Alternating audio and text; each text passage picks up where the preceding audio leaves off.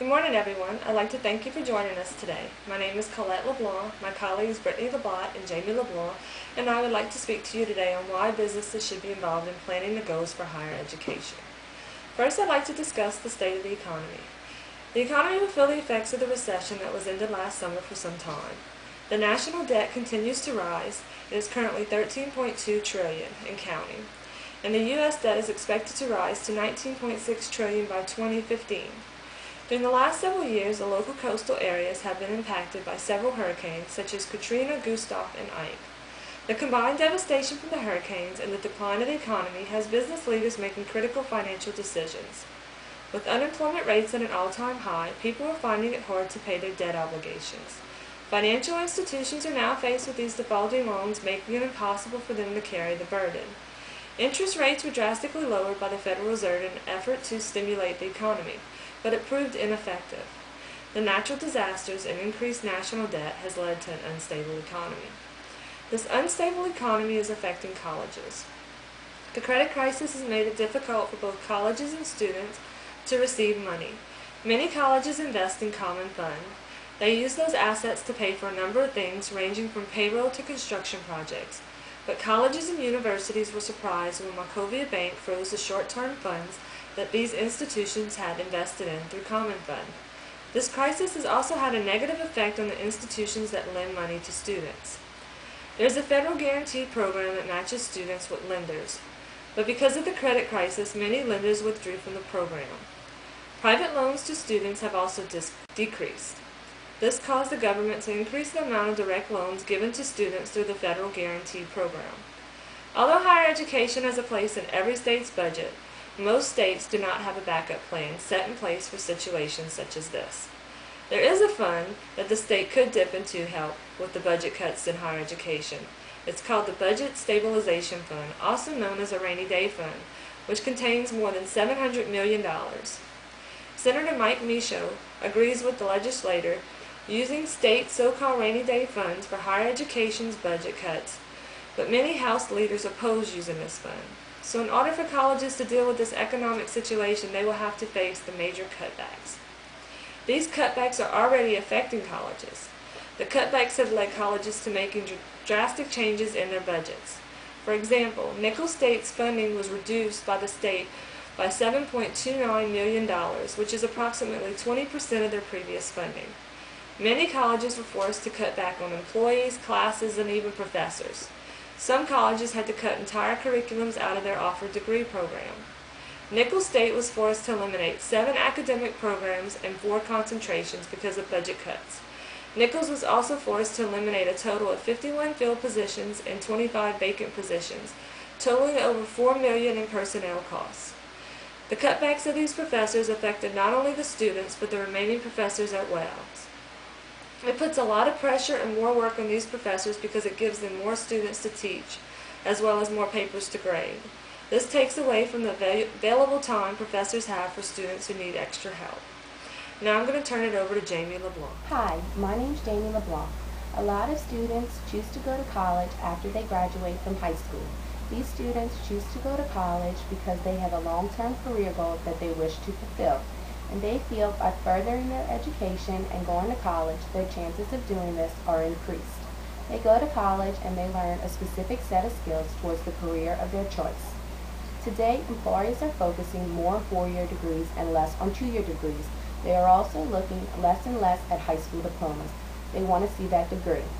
These employers also feel that the students who have 4-year degrees and enter the workforce should have learned the set of skills they need when entering the workforce. Brittany, Colette, and I conducted a survey in which 100 employees in the workforce were asked questions based on their individual work experience, and most importantly, they were asked questions regarding what skills they felt were present and lacking in college graduates entering the workforce. We asked them what skills they felt were most present in the college graduates. As you can see in Figure 1, computer literacy, ambition, and willingness to learn were ranked the highest. They were also said to lack leadership and work experience the most. The employees were also asked what areas needed improvement the most at the collegiate level. As you can see in Figure 2, written and oral communication skills were ranked the highest as the skill that needed the most improvement at the collegiate level. Only 6 employees of the 100 surveyed said that nothing needed improvement. This shows that we do need some improving. Not far behind, written and oral communication skills were interpersonal skills, teamwork, and leadership skills. Leadership was the 3rd ranked skill that needed improvement. However, we also asked a question on if the employees felt that leadership could be taught, and 71% of them said yes.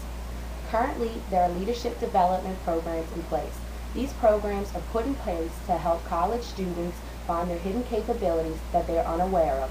It also helps them to put into action the knowledge that they learn throughout their college careers.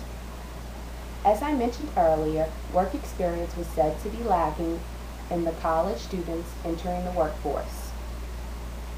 We asked the question to rank the best way to increase work experience in the college graduates.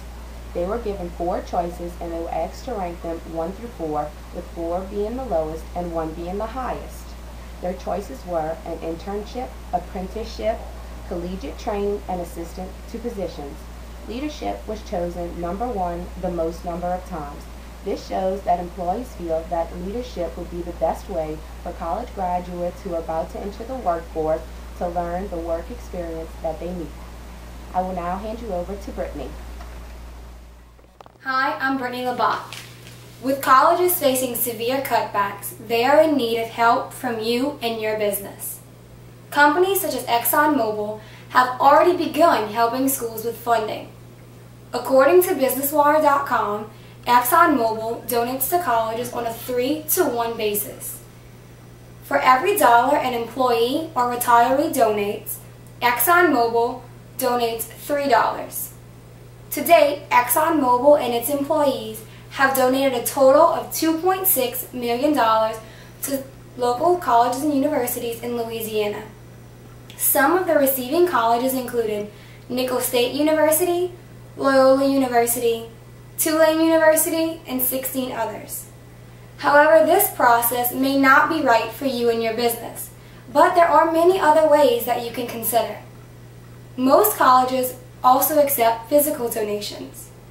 Some companies choose to update computer systems every few years, and instead of throwing away those old computers, you can consider making them a donation to a local college or university. A final way you can help is by donating your time. Many employers feel that college graduates do not have enough work experience.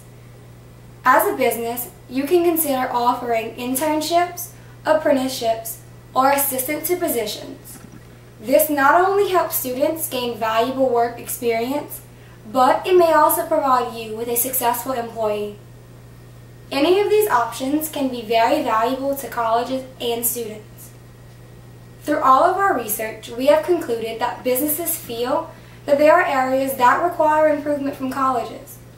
Colleges should take the information that businesses have provided and evaluate their current situation to see which areas they can improve in. And as a business, you should consider any way possible that you can help colleges to help provide a better, more efficient, and more effective workforce.